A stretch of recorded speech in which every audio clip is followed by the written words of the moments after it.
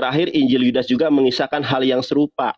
Ternyata di abad pertama memang benar mereka dalam keraguan-raguan yang begitu nyata tentang siapa yang disalib itu. Oke, saya tunjukkan juga nih.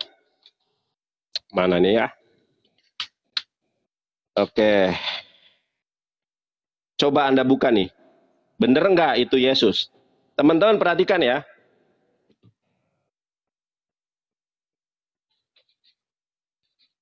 Nah, saya tunjukkan kepada Anda.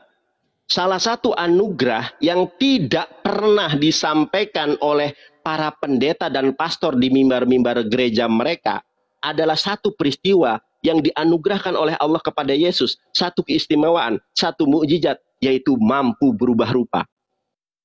Saya tunjukkan kepada Anda. Nah, berubah rupa. Perhatikan di sini. Matius 17 ayat kedua, lalu Yesus berubah rupa. Satu ayat, di screenshot. Markus 9 nomor 2, lalu Yesus berubah rupa. Lukas 9:29, rupa wajahnya berubah. Pertanyaan saya, kenapa? Urgensinya apa Yesus berubah rupa? Anda itu berubah cahaya. Bukan. Kita buka di dalam Markus. Markus 16 nomor 12. Perhatikan ayat ini teman-teman. Sesudah itu ia menampakkan diri dalam rupa yang lain kepada dua orang dari mereka ketika keduanya dalam perjalanan keluar kota. Kita kembali ke dalam Yohanes. Yohanes 18 nomor keempat sampai dengan tadi nomor ke-6. Teman-teman perhatikan ya. Ini peristiwanya yang sangat konkret ini. Teman-teman, Anda kalau lahir dari Kristen, Anda pasti paham dengan apa yang saya nyatakan. Apa namanya itu? Yudas yang mengkhianati. Tapi kisah Yudas di dalam Yohanes 18, Anda perhatikan, Anda baca Yohanes 18 tentang perikop penangkapan Yesus. Anda baca dari ayat ke-1 sampai 39. Yudas hanya diceritakan sampai ayat ke-5. Anehnya, Yudas katanya mengkhianati. Yudas katanya mengkhianati, berkhianat. Tetapi Kefa malah menebas leher daripada Malchus. Karena Malchus pintar silat, hiat, hame. Ketika Malchus mau ditebas batang lehernya oleh Petrus atau Kefa, si Malchus ini kan jago silat. Hiya, hame. Oh, dia ketika mau ditebas lehernya dia ngelak nih gini. Yang kena telinga kanannya. Pertanyaannya, kenapa mereka nggak marah kepada Yudas? Satu, ya. Kenapa kisah Yudas dari Yohanes 18 ayat 1 sampai ke 39, kisah Yudas hanya diceritakan sampai ayat ke-5. Kemana perginya Yudas pada saat itu? Di dalam pasal itu nggak diceritakan. Anda tahu tidak? Kenapa? Kenapa Yesus tidak disalib? Orang Kristen ini lebih senang kalau Yesus menderita. Dan orang Kristen tidak suka kalau Yesus selamat damai sejahtera. Anda baca Matius 4 nomor ke-6. Perhatikan saya. Baca baik-baik. Ya. Ini adalah nubuatan tentang Yesus. Lalu berkata kepadanya, jika engkau anak Allah, jatuhkan dirimu ke bawah. Sebab ada tertulis mengenai engkau, ia akan memerintahkan malaikat-malaikatnya, dan mereka akan menatang engkau di atas tangannya, supaya kakimu jangan teratuk kepada batu. Ini nubuatan Yesus di dalam Mazmur 91.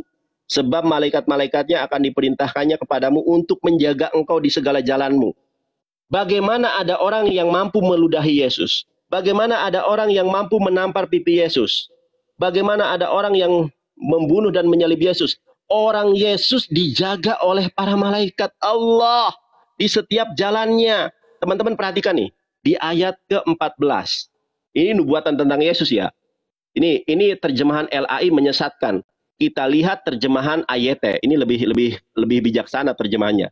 Sebab dia mengasihi aku, maka aku akan membebaskannya. Kata Allah ini kepada Yesus. Membebaskannya dari peristiwa apa? Dari peristiwa penyaliban. Aku akan melindunginya. karena dia mengenal namaku. Jeder. Makanya, saudara lihat ya, perhatikan ini.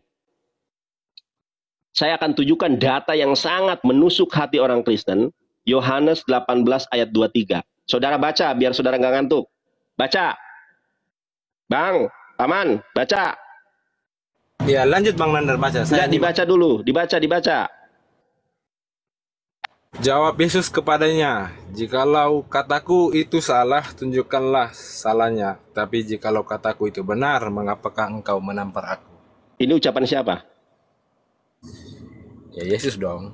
Oh, ini bukan ucapan Yesus, teman-teman. Oke ya, sekarang saya bandingkan dengan ucapan Yesus. Ini ucapan Yudas. Karena dia nggak ngerti hukum yang kasih. Ya, teman-teman ya. Sekarang kita buka Matius 39. Matius 5 nomor ke-39. Ini baru Yesus, teman-teman. Ini baru Yesus. Bayangkan nih ucapan Yesus. Tetapi aku berkata kepadamu, janganlah kamu melawan orang yang berbuat jahat kepadamu. Melainkan siapapun yang menampar pipi kananmu, berikanlah juga kepadanya pipi kirimu. Ini Yesus, ajaran kasih. Matius 5 nomor ke-39. Ajaran kasih Yesus. Kalau kamu berbuat jahat, kalau kamu ada orang yang berbuat jahat kepadamu, jangan melawan nih. Janganlah kamu melawan orang yang berbuat jahat kepadamu. Melainkan siapapun yang menampar pipi kananmu, berikanlah juga kepadanya pipi kirimu. Ini ajaran Yesus. Ini ucapan Yesus, ajaran kasih. Kalau di dalam Yohanes 18 nomor 23, ini bukan ucapan Yesus, tapi ucapan Yudas. Karena bertolak belakang dengan Matius. Perhatikan di sini. Jawab Yesus kepadanya, jikalau kataku itu salah, tunjukilah salahnya. Tetapi jikalau kataku itu benar, mengapa engkau menampar aku? Adakah Yesus memberikan pipi kirinya? Enggak ada. Yang ada adalah Yesus protes. Kenapa dia protes? Karena ini adalah Yudas Iskariot. Nah, kalau Yesus harusnya, tolong dong tampar pipi kiri aku. Kamu kan sudah pipi kanan aku tampar nih. Kamu sudah menampar pipi kananku. Tolong dong, sekalian nih pipi kiriku ditampar. Malah bilang, kalau aku salah, tunjukkan kesalahanku. Kalau aku benar,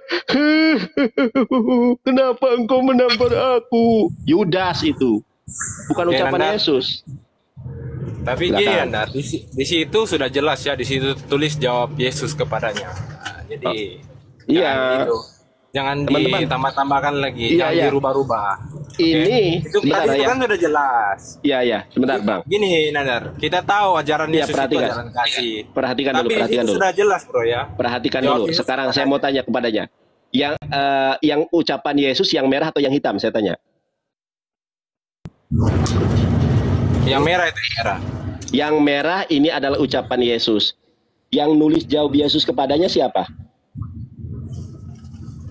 Itu ayat sebelumnya, bukan karena ayat enggak. Yang saya tanya, saya bertanya di ayat ini. Kan ini jawab Yesus kepadanya. Enggak. Yang mengatakan ini siapa? Sebentar Bang.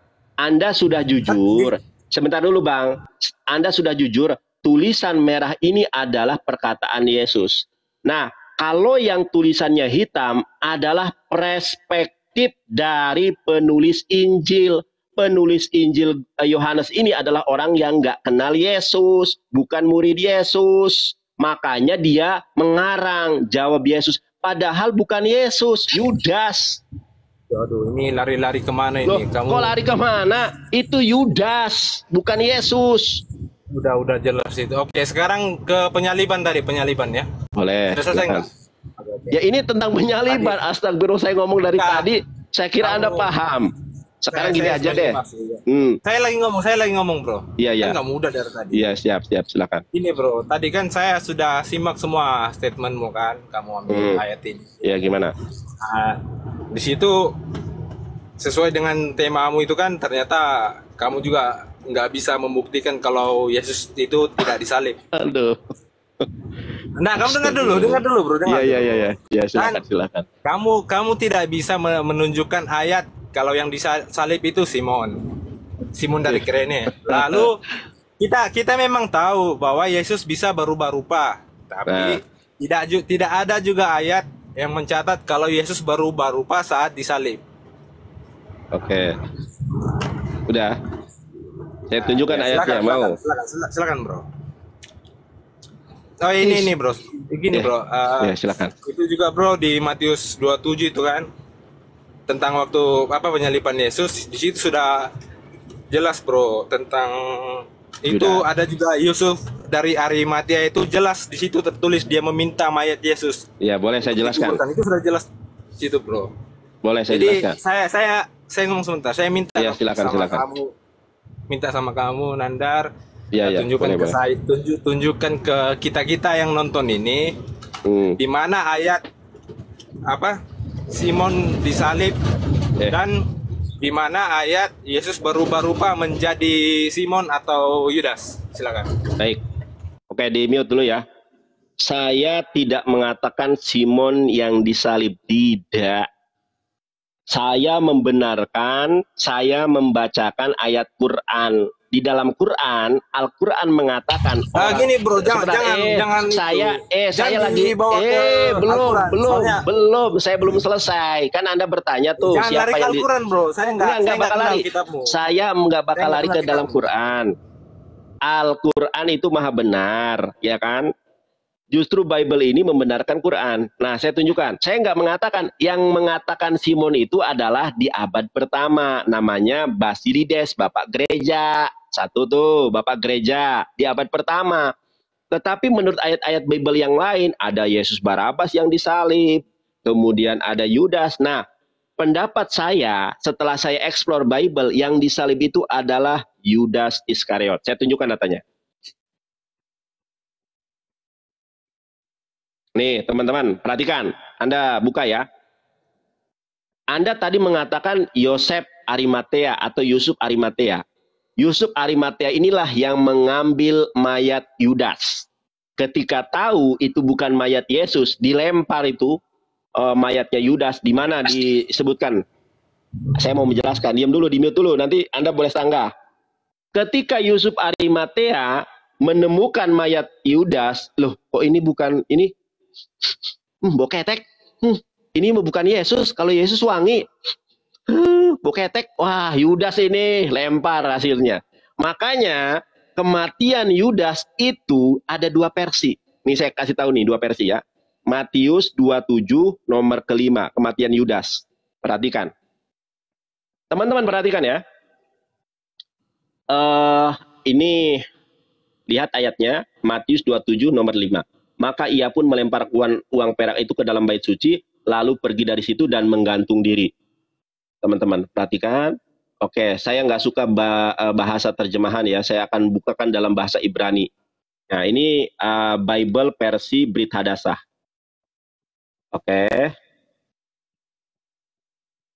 Oke, sebentar. Ayat 5. Nah, teman-teman.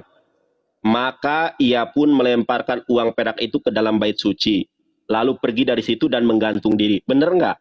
Ini bahasa terjemahan ini menipu. LAI ini akan dimintai pertanggungjawabannya oleh Allah di hari kiamat. Mereka banyak menyesatkan Kristen di Indonesia. Saya baca di dalam bahasa Ibraninya. Pendeta Esra Soru terjemahan, makanya nggak berani debat dengan saya. Saya bacakan ya. Hu hislik et hakesep letok bait osar hamikdas. Halak misa petalah et asmo. Maka ia melemparkan uang perak itu ke dalam bait suci, lalu pergi dari situ, dan dan ada orang yang menggantungkannya. Nah, inilah cerita gabrulnya Bible. Gak jelas ceritanya. Bener enggak pernyataan saya di dalam bahasa Ibrani? Caranya, Bang, nih, sebentar ya, saya kasih tahu Anda nih. Anda download aplikasi Bible semacam ini. Anda download aplikasi Bible. Nanti Anda download juga tafsiran ya. Anda download tafsiran. Nih, Anda download tafsiran Alkitab di Android ada. Oke, kita kembali. Kita lihat teman-teman, kematian Yudas, tafsiran. Ada tafsiran bapak-bapak gereja seluruh dunia. Namanya Pulaib. Nah, coba Anda perhatikan nih. Kematian Yudas. Matius mengatakan bahwa Yudas menggantung diri. Sementara Kisah Para Rasul 1:18 mencatat bahwa ia tewas karena jatuh. Jadi sebetulnya Yudas ini bukan jatuh, tetapi dilempar oleh Yusuf Arimatea. Ketika Yusuf Arimatea mendengus kepada mayat Yudas, kok bau ketek? Kalau Yesus mah bau kasturi. Kalau Yesus mah bau Rexona. Ini Yudas kok bau ketek? Wah, ini Yudas ini, bukan Yesus. Matius mengatakan bahwa Yudas menggantung diri. Kisah Para Rasul 1:18 mencatat bahwa ia tewas karena jatuh. Ini asumsi dari penulis ini ya, atau spekulasi. Barangkali yang dilakukan Yudas adalah menjatuhkan diri ke atas sebuah tonggak yang diruncingkan. Catat ini ya, saya ulang ini. Barangkali yang dilakukan Yudas adalah menjatuhkan diri ke atas tonggak yang telah diruncingkan. Saya ulangi nih. Barangkali yang dilakukan Yudas adalah menjatuhkan diri ke atas sebuah tonggak yang telah diruncingkan. Ini spekulasi. Nah, titik. Setelah titik ada konsensus nih. Mati dengan menggantung pada masa itu hanya dilakukan dengan cara disalibkan. Mati dengan menggantung pada masa itu hanya dilakukan dengan cara disalibkan.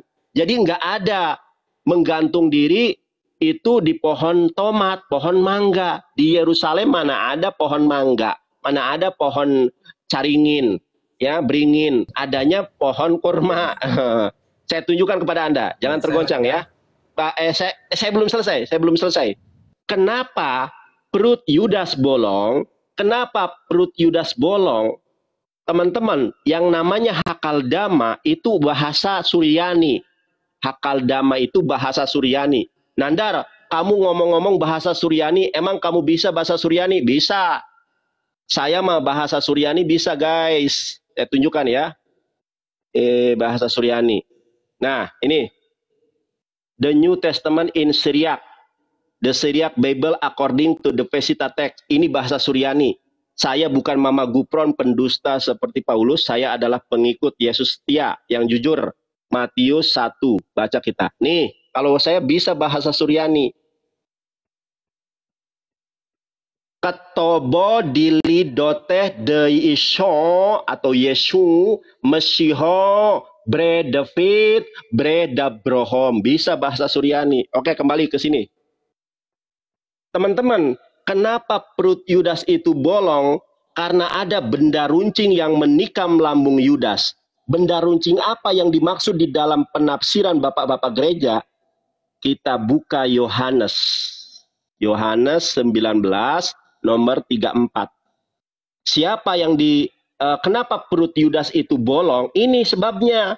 Tetapi seorang di antara prajurit itu menikam lambungnya dengan tombak dan segera mengalir keluar darah dan air.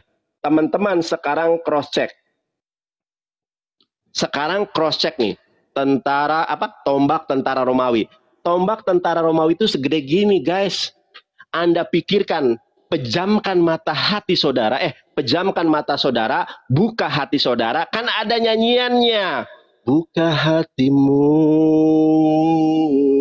bukalah sedikit untukku, sehingga diriku mengenal kamu sekarang. Nah, kenapa perut Yudas bolong? Ditusuk oleh tentara Romawi. Pejamkan mata saudara, buka hati saudara walaupun sedikit. Tentara Romawi, ini tombak tentara Romawi ini segede tangan saya. Kalau ditusuk kepada perut,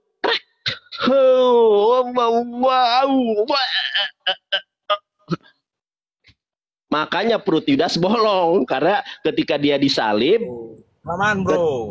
ketika dia disalib, ada tombak yang menusuk perut Yudas. Makanya kematian Yudas berbeda.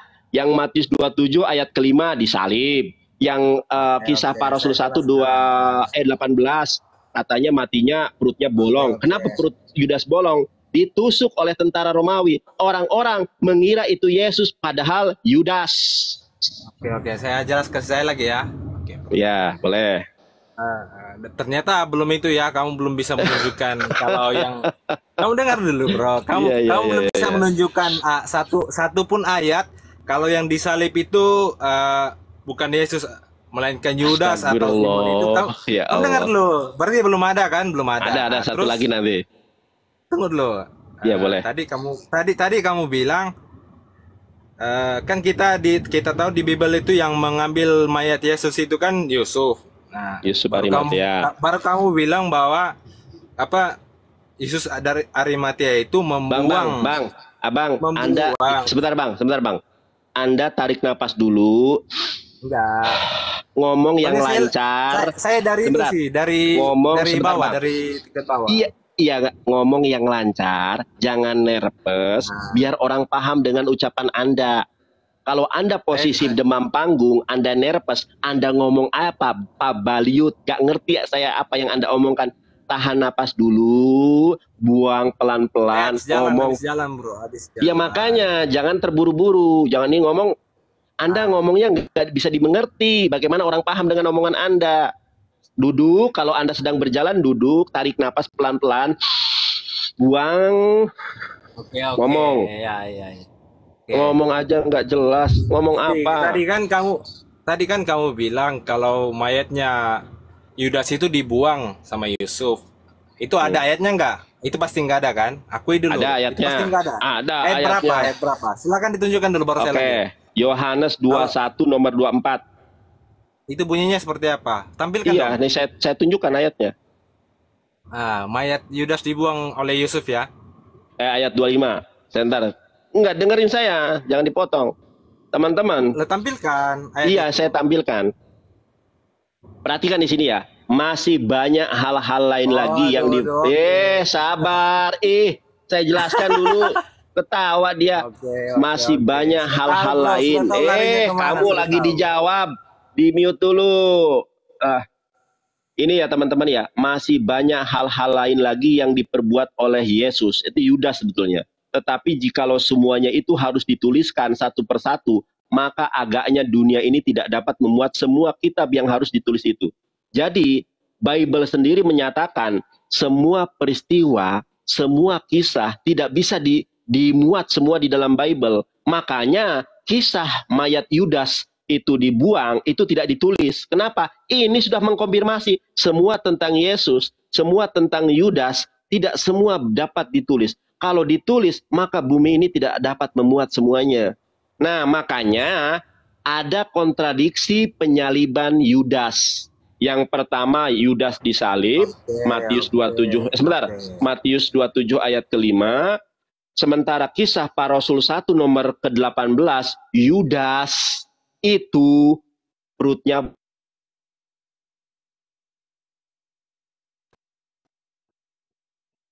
kenapa perut Yudas bolong? Ada tertulis di mana? Kenapa perut Yudas bolong? Silakan. Pertanyaan saya nih, saya. Kenapa perut Yudas? Jangan bertanya dulu, jangan bertanya. Saya mau ini pertanyaan penting ini untuk membuktikan kalau Yudas tidak disalib. Pertanyaan saya nih, jawab ya. Saya jawab. Nanti Anda jawab, saya akan jawab pertanyaan Anda. Untuk menguji kualitas Anda, saya bertanya. Kenapa perut Yudas bolong? Di ayat mana? Diceritakan di mana? Apa penyebab perut Yudas bolong? Satu nih. Yang kedua, menurut Anda, kenapa kematian Yudas berbeda? Di dalam Matius 27 ayat ke-5, Yudas disalib. Menurut kisah para Rasul 1:18, Yudas perutnya bolong karena jatuh. Nah, kenapa dia bisa bolong? Saya dulu terjatuh naik sepeda. Saya ini saya ini biker. Ya, saya suka ngebut nih, naik motor. Pernah jatuh. Nih, saya kalau jatuh dari motor tuh cuma lecet, bukan bolong perut. Sekarang saya tanya, kenapa perut Yudas bolong? Satu. Kedua, kenapa peristiwa kematian Yudas berbeda antara Matius 27 nomor 5 dengan kisah para Rasul 1 nomor 18? Jawab. Oke, kamu diam dulu lah. Saya diam. Oke ya, berarti kamu udah usah ngomong ya. Oke, sudah jelas ya. Kamu jawab dulu. Kamu tidak bisa tunjukkan. Jawab dulu pertanyaan saya. Diam. Loh, iya makanya kamu diam saya ngomong. Tadi kamu ngomong saya diam gitu, Bro. Ya silakan. Oke, kamu belum. Kalau kamu mau bantah nanti habis saya ngomong. Iya, kamu belum bisa tunjukkan itu ya. Ayat di mana kalau yang kamu sesuai kamu katakan kalau di mana Yusuf membuang mayat Yudas. Itu berarti itu belum itu ya, belum kamu bisa tunjukkan. Oke, yang kedua tentang kontra kematian Yudas itu ada dua. Oke, saya tanya kamu akui ya, di waktu Yesus selesai disalib itu terjadi gempa, betul apa enggak? Ya sudah, kamu ngomong aja, nanti saya ini. Ya, nanti kamu iya kan ini. dulu. Enggak ada. Bahkan di situ terjadi gempa, Nandar. Iya, terjadi. Oke. Saya lanjutkan. Oke, diam kamu, diam. Ketika kan kamu bertanya, saya jawab. Benar nggak ada terjadi gempa? Saya jelaskan nih. Anda bertanya kepada saya. Iya, saya jawab nih. Anda bertanya kepada saya ketika itu ada terjadi gempa. Bohong. Kenapa? Ketika sebentar dulu. Aduh, ya Allah. Ketika terjadi gempa, jangan terguncang. Ketika terjadi gempa, orang-orang kudus bangkit dari kuburnya. Josephus Flavius Josephus tidak pernah mencatat bahwa di abad pertama ada peristiwa gempa lalu orang-orang kudus bangkit dari kuburnya. Ini adalah cerita bohong. Ya. Ada lagunya. Saya nyanyikan lagunya. Lagunya ada. Lagunya ada. Ya. Itu bohong, itu palsu. Oke, udah. Banyak yang bilang orang bangkit dari kubur. Orang-orang kudus jadi zombie. Itu Nanda diskusinya kamu kurang pro sih. Palsu. Sekarang saya tanya, sejarah mana yang mencatat? Enggak, saya ngejar statement Anda. Sejarah mana yang membuktikan di abad pertama di usia Yesus 33 tahun ada orang-orang kudus bangkit dari kuburnya. Lalu setelah mereka hidup dan bangkit dari kuburnya, kemana perginya mereka? Jawab. Kamu dengar dulu ya. Tidak ada, itu palsu, itu hoax. Enggak, kamu dengar. Saya enggak bahas tentang kebangkitan. Saya cuma bertanya. Iya, Anda bertanya tentang gempa. Dengar dulu, palsu. Nggak ada gempa di situ. Saya cuma bertanya. Saya tanya kamu akui enggak kalau setelah penyaliban itu terjadi gempa? Akui dulu. Nggak ada. Nggak ada. Nggak ada. Berarti kamu takut, bro. Kamu takut, Loh, kok takut? Nggak ada. Saya kan tanya. Sudah jelas, bro. Oke. Lalu pertanyaan pertanyaan saya, kenapa perut Yudas bolong? Ya, kamu dengar. Gimana ayatnya? Silakan. Kamu dengar. Ya, silakan. Setelah penyaliban terjadi gempa, ya kan? Ya. Nah, saya lanjut. Nah, terjadi gempa. Di dalam Matius dengan di KPR itu kan ada dua kontra tentang kematian si itu. Yudas. Nah, waktu terjadi gempa, ini kan ceritanya Yudas ini duluan meninggal loh. Duluan mati, duluan bunuh diri sebelum Yesus disalib, ya kan? Nah, saat Yudas enggak gitu. Itu ada di Matius itu, nanti kutunjukkan. Enggak ada, mana ayatnya? Kamu mah nggak usah. Kamu dengar loh, saya lanjut. Enggak usah. Anda ngomong itu harus ada ayat. Ini ngomong nggak ada ayatnya. Iya, di mana? Itu pas penyaliban itu kan terjadi gempa. Ya, waktu itu Yudas itu menggantung diri. Ya, dia tergantung di foto. Di mana ayatnya? Dengar dulu. Kamu jangan bantah dulu. Kok, di mana ayatnya? Kalau saya mengatakan sesuatu, ada ayatnya. Saya tanya sama kamu. Di mana ketika gempa Yudas itu menggantung diri? Di mana? Di mana ketika gempa? Di mana? Nah, aku tanya, kamu akui dulu. Yang mati duluan sini Yesus apa Yudas? Kamu akui dulu. Yang duluan enggak ada ceritanya. Yang mati duluan Yudas, enggak ada. Oke, kamu dengar. Yang mati duluan adalah Yesus, enggak ada. Nah, sebentar kamu kick aku ini kayaknya. Sebentar kamu turunin saya. Ngapain gua kick lu? Pertanyaan gue nggak dijawab. Loh, pertanyaan saya mana jawabannya? Dengar dulu. Loh, makanya dengar dulu, bro. Iya. Kamu ngomong tadi saya diam. Iya. Oke. Ya, pertanyaan saya. Penyaliban itu kan terjadi gempa, Iya. Terjadi gempa terus. Terus. Nah, situ mayat Yudas itu kan gantung diri. Terus. Lalu dia jatuh. Di mana ayatnya ketika gempa? Di mana ayatnya ketika gempa Yudas jatuh itu di mana? Oke, kau tunjukkan sama saya di mana ayat Yusuf membuang mayat Yudas. Tunjukkan ke saya. Oke, saya tunjukkan. Saya tunjukkan kamu. Sebentar. Oke, tunjukkan. Sebentar, saya tunjukkan ya. Kamu berarti kamu nggak bisa menjawab pertanyaan saya. Loh, kamu juga nggak bisa, bro. Sebentar. Oke, sebentar ya, teman-teman ya. Nggak bisa, bro. Aduh, oke, saya tunjukkan nih. Saya tunjukkan. Saya tunjukkan. Kamu ngaur. Ini saya tunjukkan. Nggak ada ngaur, bro. Kamu nggak bisa tunjukkan. Kamu cuma Iya, saya tunjukkan. Sabar. Kamu mah nggak ada sabar-sabarnya. Udah nggak bisa jawab. Nah, sebentar ya. Iya, silakan bro, tunjukkan. Ya, saya. Oke, teman-teman perhatikan ya. Saya tunjukkan data nih. Teman-teman lihat Matius 27 ayat ke-51. Dan lihatlah tabir bait suci terbelah dua. Di atas sampai ke bawah dan terjadilah gempa bumi dan bukit-bukit batu terbelah. Kita ya, lihat di sini. Dan kuburan-kuburan terbuka dan banyak orang kudus yang telah meninggal bangkit. Nah ini, dan sesudah kebangkitan Yesus, mereka pun keluar dari kubur, lalu masuk ke kota kudus dan menampakkan diri kepada banyak orang. Ini cerita palsu, ini cerita bohong. Makanya kisah zombie ini bercerita tentang bagaimana kebohongan Alkitab tentang para zombie yang orang kudus katanya bangkit dari kuburnya. Sebentar, Nandar. Saya, justru jawaban Anda ini, dengar, ini saya lagi menjawab, belum selesai. Bagaimana kamu paham? Teman-teman, saya cuma minta satu ayat. Saya lagi menjelaskan, jangan kabur. Jangan kabur. Teman-teman, jangan kabur kau. Teman-teman, peristiwa gempa dan bangkitnya para zombie ini tidak berbicara tentang Yudas. Tidak pernah berbicara tentang Yudas. Ini Matius 27:53. Ini ayat sesudah Yudas ini teman-teman. Ini kan Matius 27 ayat ke-53. Ayat yang berbicara tentang Yudas digantung. Itu ayat yang kecil, ayat ke-5. Ini peristiwa apa ini? Teman-teman lihat nih ya, saya nggak mau bohong. Ini ayatnya jelas, Matius 27 ayat ke-5. Ini ayat yang kecil ini. Kok kamu itu? Nih teman-teman perhatikan ya. Yang kamu bilang itu gempa, ini sesudah peristiwa Yudas. Perhatikan teman-teman ya.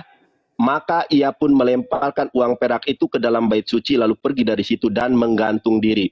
Enggak ada Yudas menggantung diri karena gempa, enggak ada. Kita lihat tafsirannya. Ya. Ini nih, baca baik-baik, baca baik-baik. Sekarang Anda yang baca. Ya, ini tafsirannya nih. Sekarang Anda baca nih. Sebentar, Yesus tidak disalib. Bentar ya, saya ketik dulu. Itu ayat kecil kok. Yang gempa itu ayat ke-53. Ini ayat ke-5, bro. Sebelum itu, sebelum gempa, Yudas sudah disalib. Nih, coba kamu baca. Nih, ini Matius 27 ayat ke-5. Matius mengatakan bahwa Yudas menggantung diri. Sementara kisah para Rasul 1:18 mencatat bahwa ia tewas karena jatuh. Bukan karena gempa. Ini ya, barangkali sebentar, jangan kabur lo. Barangkali yang dilakukan Yudas adalah menjatuhkan diri ke atas sebuah tonggak. Bukan karena gempa yang telah diruncingkan. Inilah dia jatuh karena gempa. Kamu kamu kemana-mana. Kabur. Ini teman-teman sama saya. Kamu mau kabur nih, mau Yusuf kabur. Arimatea membuang mayat Yudas, itu aja. Teman-teman perhatikan ya. Matius kamu kenapa nggak mau ini? Matius mengatakan bahwa Yudas menggantung diri. Sementara kisah para Rasul 1:18 mencatat bahwa ia tewas karena jatuh. Barangkali yang dilakukan Yudas adalah menjatuhkan diri ke atas sebuah tonggak yang telah diruncingkan. Bukan karena gempa. Nah, ternyata bukan tonggak, teman-teman. Tombak yang diruncingkan. Kita lihat nih. Yohanes 19:34. Tetapi seorang di antara prajurit itu menikam lambungnya dengan tombak dan segera mengalir keluar darah dan air. Ini penafsir Alkitab kurang jujur. Bukan tonggak ini ya. Mungkin salah ngetik atau salah tulis. Tetapi tombak yang telah diruncingkan nih. Mati dengan menggantung pada masa itu hanya dilakukan dengan cara disalibkan. Tidak ada menggantung pada masa itu, menggantung di atas pohon mangga, enggak ada. Data dari Bible-mu sendiri mengatakan Yudas disalibkan. Saya enggak berbohong. Sekarang saya minta data kepada kamu. Di mana Yudas mati itu karena gempa? Di mana? Sedangkan ayat yang berbicara yang berbicara tentang gempa adalah Matius 27 ayat ke-53. Sedangkan kematian Yudas yang disalib Matius 27 ayat ke-5. Jauh. Ayat berapa Yudas? Ayat berapa kalau Yudas disalib? Matius 27 ayat ke-5. Matius 27 ayat ke-5. Mana ayat Yudas disalib di situ? Ini Matius 27 ayat ke-5, baca. Baca. Itu coba. Menggantungkan diri, bro, bukan disalib. Coba dibaca dari sini. Nih. Dibaca dari sini. Coba Anda baca yang kencang. Coba baca yang kencang, yang saya kasih bol biru.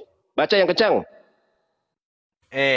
Coba baca yang kencang. Yudas di sini. Yudas ini bunuh diri, bukan dibunuh. Coba dibaca di sini. Dibaca dulu. Mati dengan menggantung pada masa itu hanya dilakukan dengan cara disalib. Disalibkan. Jeder kamu. Sekarang saya tanya sama kamu. Dari mana kamu datanya kalau Yudas itu mati karena gempa? Jawab. Kalau saya menunjukkan data ada nih. Matius 27 ayat ke-5. Mati dengan menggantung pada masa itu hanya dilakukan dengan cara disalibkan. Matius 27 ayat ke-5 berbicara tentang Yudas nih. Ini perikopnya Yesus diserahkan kepada Pilatus kematian Yudas nih. Maka ia pun melemparkan uang perak itu ke dalam bait suci lalu pergi dari situ dan menggantung diri. Nah, saudara baca di dalam tafsirannya, mati dengan menggantung pada masa itu hanya dilakukan dengan cara disalibkan. Sekarang saya tanya, kalau saya mengatakan Yudas mati disalibkan, ada datanya. Datanya dari Kristen. Sekarang pertanyaan saya, di mana Yudas mati perutnya bolong karena gempa? Di mana? Tunjukkan. Loh, kabur.